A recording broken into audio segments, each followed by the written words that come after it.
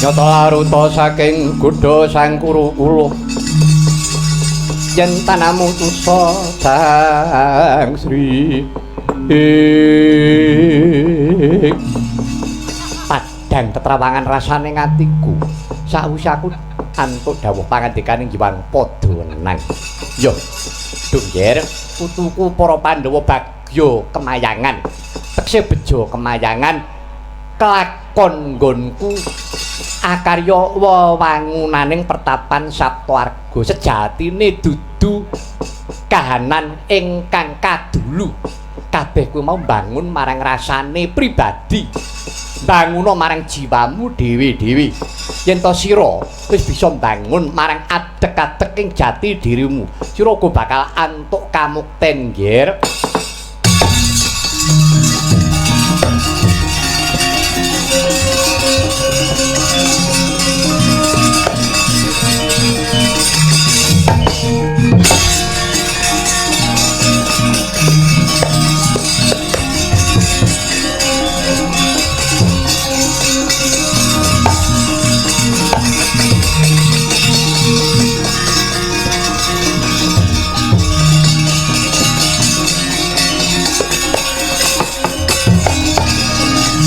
Ya jagat Dewa Bathara ya jagat Pangestungkara.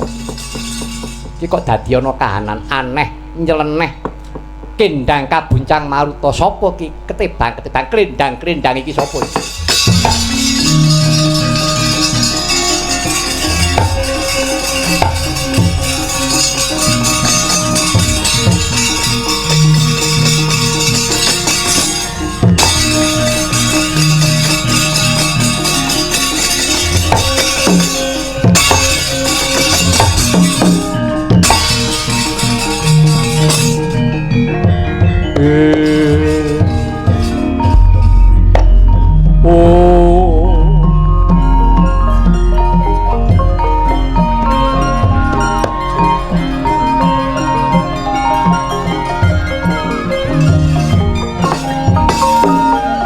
Oh, Kanjeng Hyang. Jimat sesembahan kula yang kepunden kula mangke prateng delahan. Hyang, sepinten lepat kula diagung pangaksama paduka Kanjeng Hyang. Ngantos kula ketaman lelampahan iki kados mekaten ambek bilih. Kula kalepatan kawan paduka Kanjeng Hyang penemban Begawan Wiyasa. Hyang, dosa menapa ingkang kula sandhang lan pidana menapa ingkang kedah kula lampahi jer paduka Kanjeng Hyang ingkang paring pidana dumateng jasad kula, Hyang. Kakrasana wonten dawuh aja kaduk ati kajron penampa sira ora luput ya nggih Baladewa.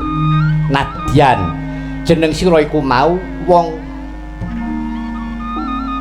sesongaran, wong brangasan, nanging tegese kuwi resik atimu ora kengguh marang pakartine ngangkara murka pun kaki banget nedha nrimo kowe nemoni lakon kang kaya mengkono kuwi mau ya sabab anggonmu mbiyantu karo pun kaki rak ya mengkono. Inggih kasinggihan dawuh paduka Kanjeng Hyang mekaten wajan alit sakit ageng dumuginipun pejah ingkang wayah mandura. Kula namung badhe mbelani kaya paduka Kanjeng Hyang ambeke ngangkara murka ingkang kados ngaten menika kala wau kiranganipun menapa paduka Kanjeng Hyang tartamtu inggih priksa. Ya Baladewa kula wonten dawuh, Hyang. Ya malah pun kaki ngucap syukur marang pangwasaning Gusti ingkang ngakarya jagat. Dawuh pangandikaning Bathara, sapa wae ingkang suka sabiyantu kelawan pun kaki uga bakal antuk nugraha. Baladewa pun kaki dalasan kadhangira para Pandhawa antuk nugraha ing tembyene bakal bisa moksa sirna sak aragane. Kalebu kelawan jeneng sira kulup Baladewa ing tembyene sira uga bakal bisa moksa Baladewa. Aduh, Kanjeng Hyang. Aduh. Wah, dadah.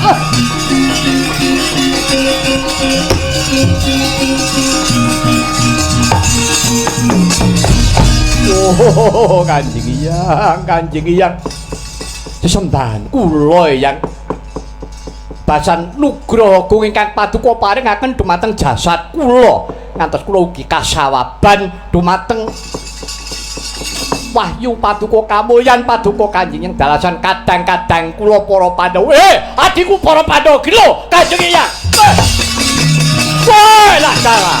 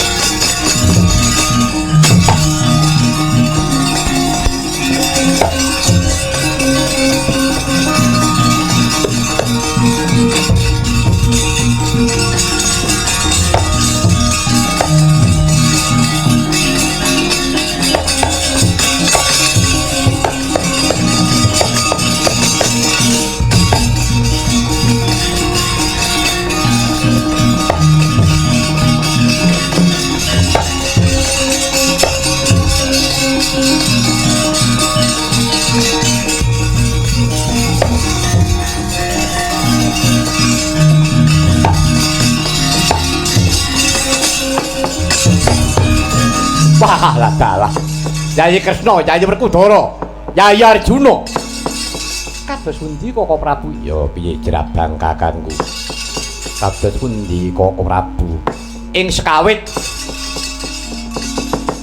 pun kakang paribasan kaya wis remuk-remuk awakku kaya ajura-ajura wandane Prabu Baladewa nanging ora ngerti ya Yayi Kresna pun kakang diparingi pitulungan kawan Kanjeng yang Peremban Begawan Wiyasa dudu pun kaki sing paring pitulungan yo nggih Baladewa kuwi awit saka keparinging Gusti kang ngakarya jagat aja kleru penampamu nggih badhe kados pundi wong ngertos kula kaya paduka Kanjeng Hyang ya wis dina iki Arjuna wonten dawuh Kanjeng Hyang sira isih duweni pakaryanmu rampungna tinimbangane dadi andeng-andeng ngribeti uripmu ngestaken